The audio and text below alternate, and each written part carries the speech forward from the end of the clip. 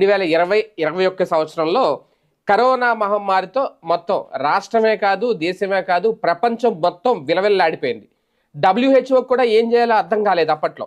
సంకేతాలు ఇచ్చేవారు, అప్రమత్తం చేసేవారు, లాక్డౌన్లు నిర్వహించారు, అందరినీ ఇంట్లోనే కూర్చోబెట్టారు, వర్క్ ఫ్రమ్ హోమ్లు కూడా పెట్టేసిన కంపెనీ. కానీ చాలామంది ప్రాణాలు కోల్పోయారు, చాలా కుటుంబాలు రోడ్డున పడ్డాయి.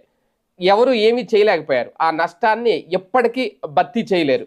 కానీ ఇప్పుడు మళ్ళీ మరో మహమ్మారి, అంటే ప్రతి 5 ఏళ్లకు ఇలాంటి గండాలు తప్పవేమో. ఈ వైరస్ గండాలు చాలా అప్రమత్తంగా ఉండాలి, అలర్ట్ అవ్వాలి అని చెప్పడం తప్ప అంతకుమించి ఎవరు ఏం చేయలేరు. దీనికో వ్యాక్సిను, దానికో వ్యాక్సిను, వ్యాక్సిన్లు కనిపెట్టుకుంటూ వెళ్ళడమే తప్ప రాబోయే వైరస్ని ముందుగానే నివారించే ప్రయత్నం ఎవరూ చేయరు. ఇప్పుడు తాజాగా HMPV వైరస్ కలకలం సృష్టిస్తోంది. ఆల్రెడీ భారత్కి వచ్చేసింది.